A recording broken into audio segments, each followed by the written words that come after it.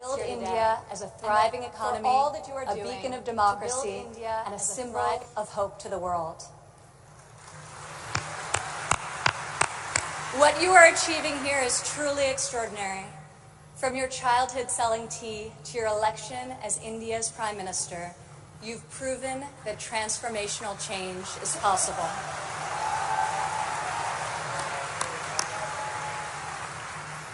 And now you are bringing that promise to hundreds of millions of people across your country. Thank you. To the people of India, I want to congratulate you as you celebrate the 70th anniversary of your independence. You are celebrating it as the world's largest democracies and one of the fastest growing economies on earth.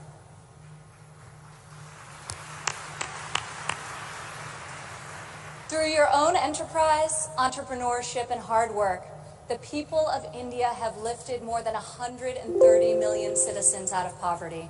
A remarkable improvement, and one I know will only continue to grow under the leadership of Prime Minister Modi. All of you are helping India's middle class reach its goal of nearly 500 million people by 2030. You have opened new universities across the country. Your doctors and scientists are discovering medical cures and life-saving technologies. Your engineers and your architects have built modern wonders that grace your skies. And Indian spacecraft have traveled to the moon and to Mars. The people of India inspire us all.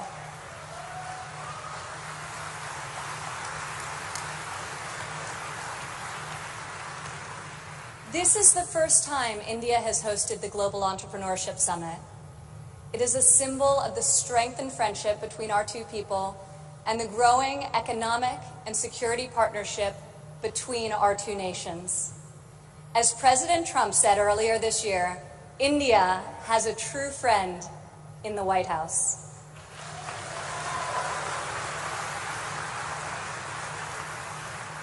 I would like to thank the State Department for co-hosting this incredible gathering.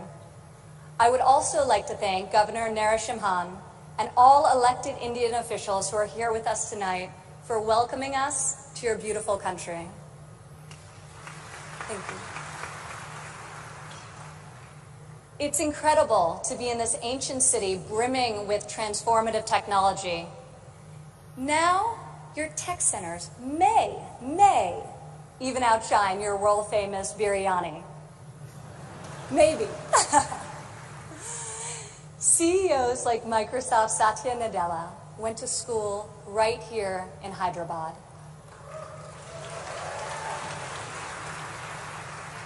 Just a few kilometers away, T-Hub's brand new facility is set to open next year and will become the largest incubator in Asia.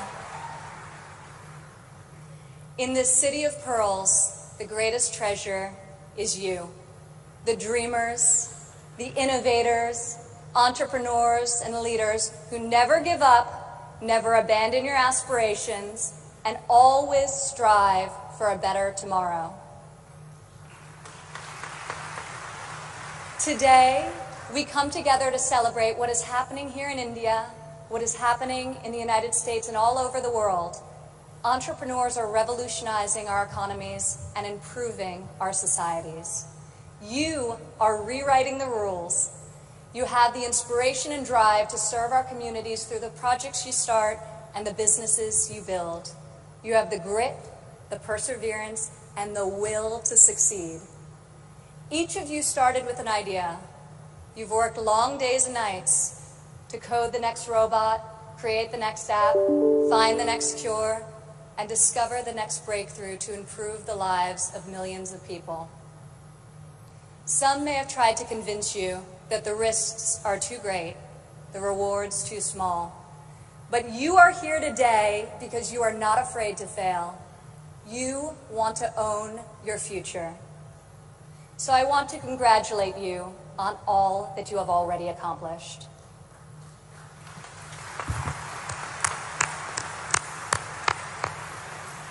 And I especially want to congratulate the women entrepreneurs here with us today.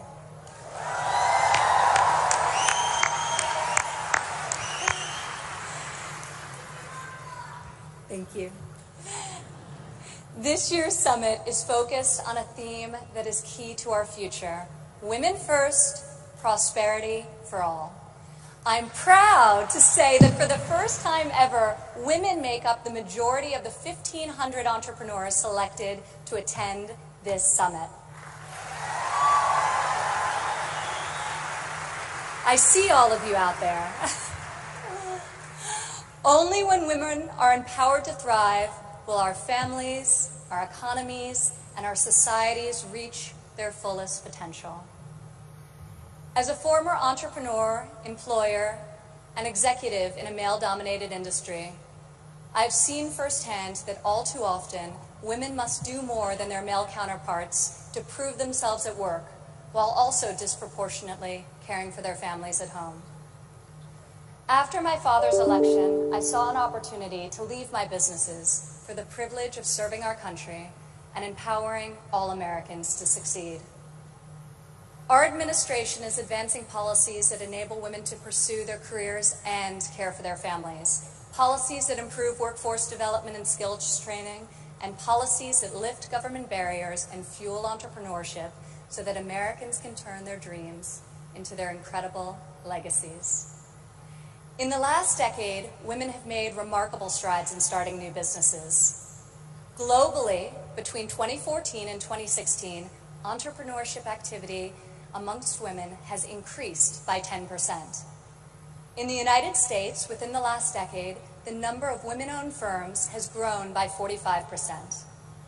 Even more promising, minority women have started nearly 8 in 10 new woman-owned businesses.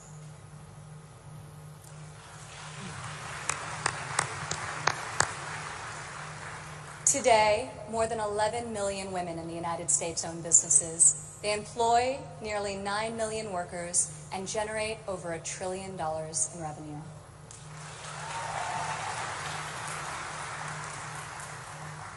Many women become entrepreneurs and job creators out of necessity. Some weren't given the flexibility they needed at work to care for their families. Others lacked professional sponsors or weren't given a fair shot at a promotion. Instead, women, like the many here today, are charting their own courses and achieving incredible feats. Fueling the growth of women-led businesses isn't simply good for society, it's good for our economy. One study estimates that closing the gender entrepreneurship gap worldwide could grow our global GDP by as much as 2%. The women in this room can lead the way in closing that gap and ushering in a new era of greater prosperity.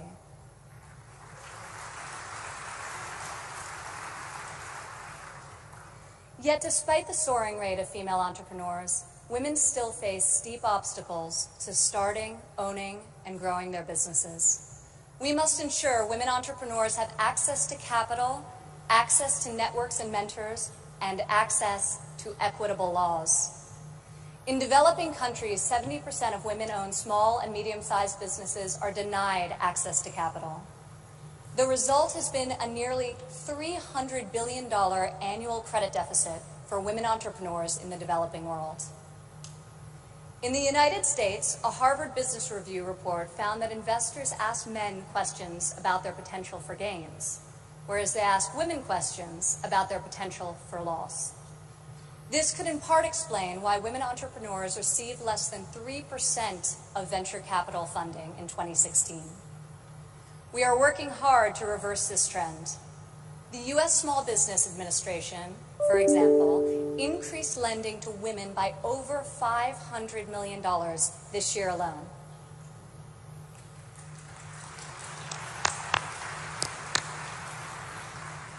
When it comes to networks and mentorship, roughly half of women in the United States say they have difficulty finding a mentor.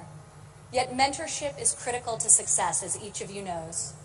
Entrepreneurs need professional guidance to help them start and grow their business.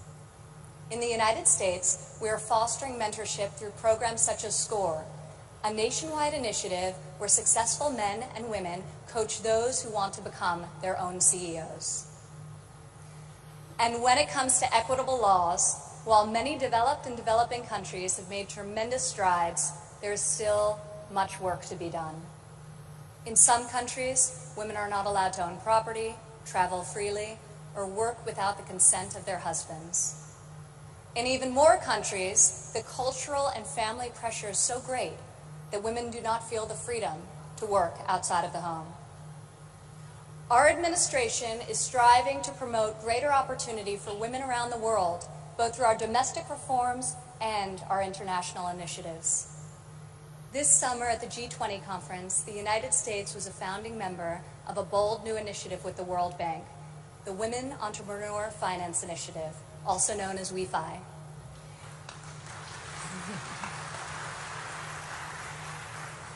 This facility provides access to capital, networks, and mentorship for women in developing countries.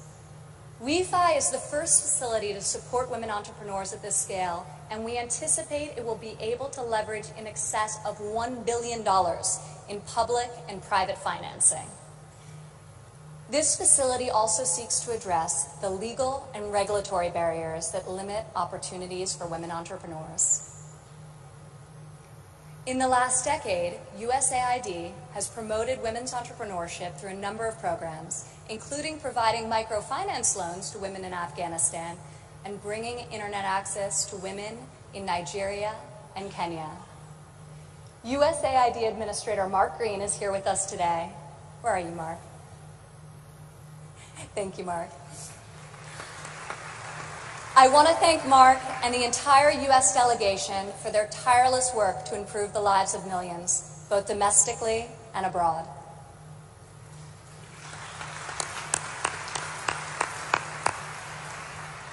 Further, as each and every one of you can attest, this summit is yet another powerful example of a U.S. initiative that connects entrepreneurs around the world with investors who believe in your mission and will champion your success. I want to thank the U.S. business leaders who have traveled all the way to Hyderabad for this inspiring event.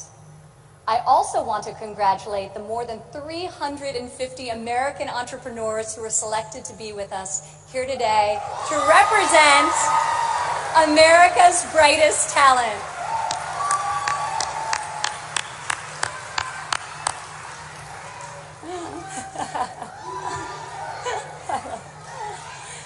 I think I found your section.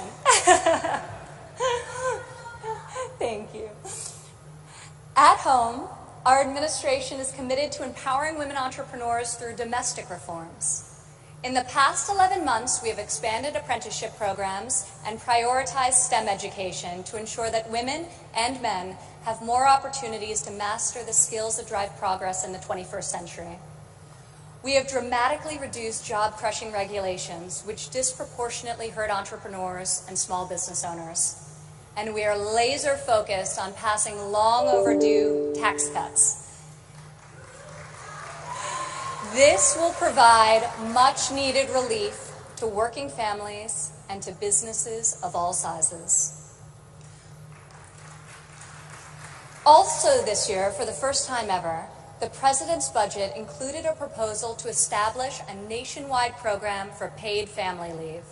We are committed to supporting women and men who work both inside and outside of the home.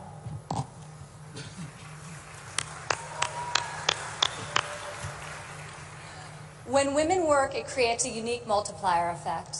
Women are more likely than men to hire other women, to give them access to capital, mentorship, and networks. Women are also more likely to reinvest their income back into their families and their communities. Here in India, I want to applaud Prime Minister Modi for his firm belief that the progress of humanity is incomplete without.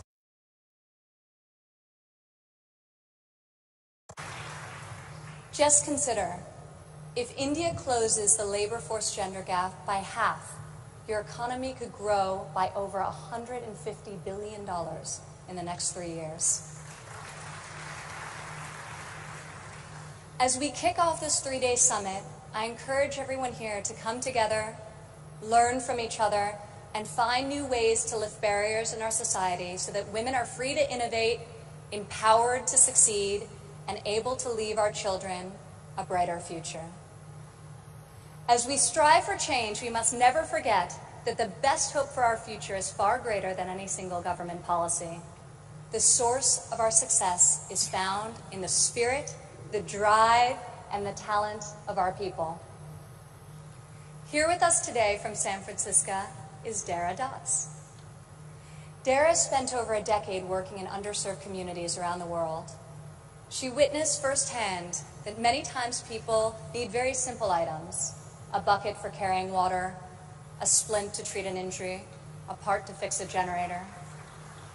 Dara co-founded Field Ready to provide life-saving supplies through 3D printing. Today, Dara's company responds to disasters all over the world and delivers humanitarian aid with cutting-edge technology. Through her innovative solutions, Dara is saving lives and bringing hope to thousands of communities. Thank you, Dara. Please stand up, Dara.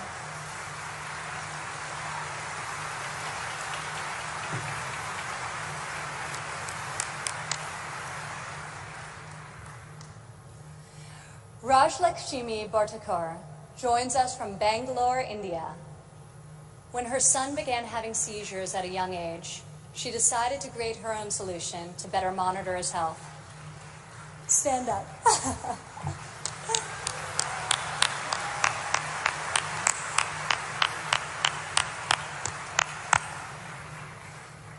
She invented a smart glove that predicts, manages, and detects different diseases and disorders using artificial intelligence.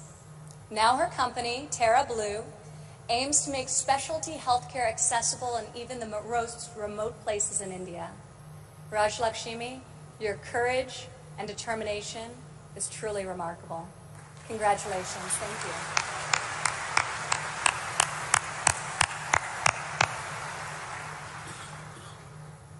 Also here with us today is Rayan Karmalova from Azerbaijan.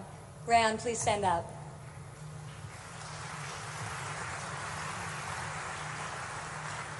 You all won't believe this, but Rayan is just 15 years old.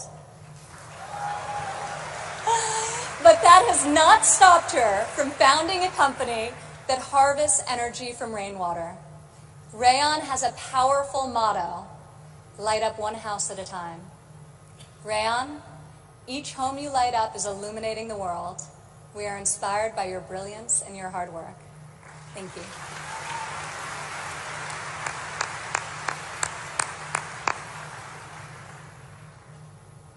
These women represent the vision, the ambition, the grit of every entrepreneur here today. You are saving lives, creating jobs, and bringing hope to our communities. You are transforming our societies one business and one customer at a time. You prove to the world that we have the power to rise above the challenges of our day and to pioneer new pathways forward and to leave our mark on this moment in history. Just think about how much better the world would be if all of us, men and women, are empowered to dream big, aim high, and work together towards a more just and prosperous future. A future where mothers and fathers can work hard to build a better life for their families, where boys and girls can go to school, discover their talents, and pursue their ambitions, and where people of all nations can live and work together in dignity and in peace. This is the future we can, will, and must build together. And this is the promise of the visionaries gathered in this room today. Thank you.